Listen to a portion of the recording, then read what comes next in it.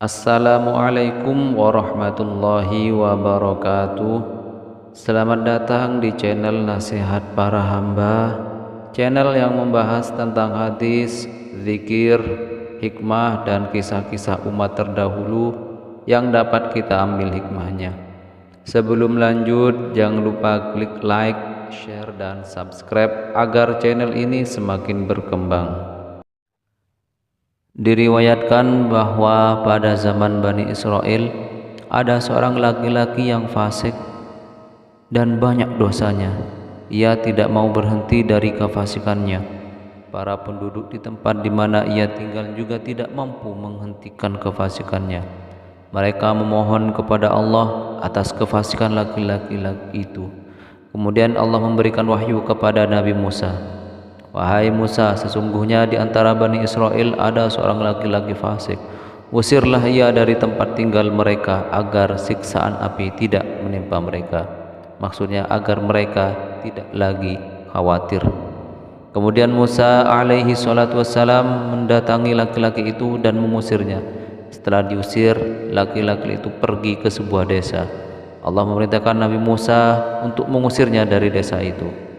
Nabi Musa kemudian mengusirnya dari desa itu. Laki-laki itu pun keluar dan pergi menuju padang yang luas dan menuju tempat yang tidak ada penghuninya. Tidak ada burung yang berterbangan dan tidak ada binatang-binatang lain. Beberapa waktu kemudian, laki itu jatuh sakit di tempat tersebut. Tidak ada seorang pun yang di dekatnya yang bisa menolongnya. Karena saking sakitnya, ia pun jatuh ke tanah. Di tengah-tengah menderita sakit, laki-laki itu berkata, "Ya Allah, andai ibuku berada di sampingku, niscaya ia akan mengasihiku dan menangisi betapa hinanya diriku. Andai bapakku berada di sampingku, niscaya ia akan menolongku, memandikanku, dan juga mengkafaniku. Andai istriku berada di sampingku, niscaya ia akan menangis karena berpisah dariku. Andai anak-anakku berada di sampingku, niscaya semua mereka akan menangis di belakang jenazahku dan berkata, Ya Allah, ampunilah bapakku yang terasingkan dan yang lemah, yang banyak maksiat, yang banyak fasik, yang terusir dari sebuah kota ke kota yang lain, dari sebuah desa ke desa yang lain, dan menuju padang yang luas. Ia keluar dari dunia menuju akhirat dengan kondisi putus asa dari segala sesuatu kecuali dari rahmat-Mu.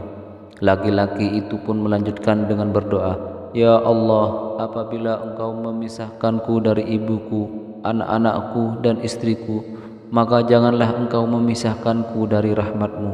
Dan apabila Engkau membakar hatiku dengan berpisah dari mereka, maka janganlah Engkau membakarku dengan api neraka-Mu karena kemaksiatanku. Kemudian Allah mengutus untuknya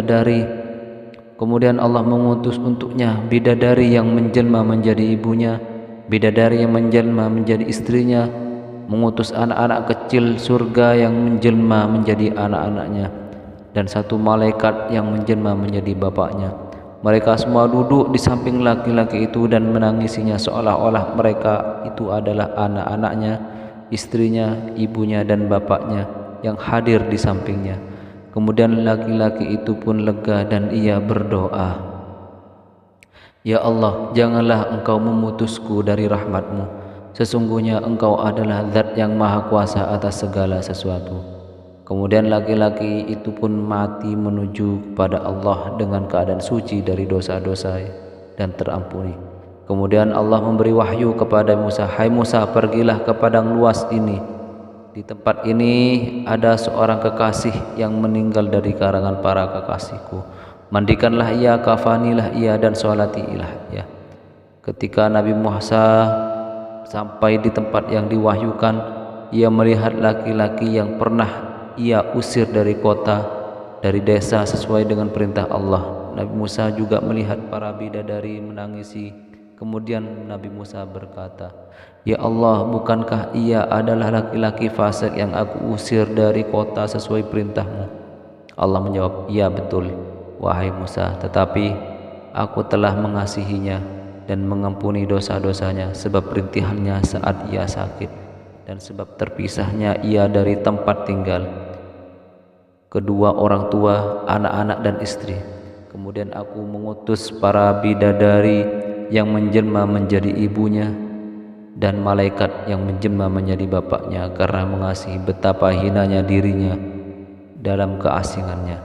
Sesaat ketika laki-laki terasing itu mati, para penduduk langit dan bumi menangisinya karena kasihan dengannya.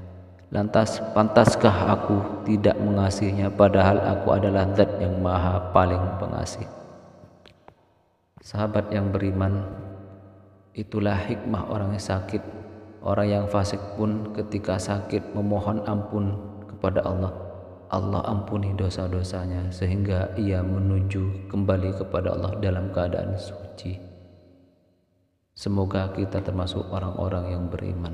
Amin amin ya rabbal alamin. Terima kasih telah menonton video ini. Jangan lupa klik like bila Anda menyukai video ini, share dan subscribe. Terima kasih. Wassalamualaikum warahmatullahi wabarakatuh.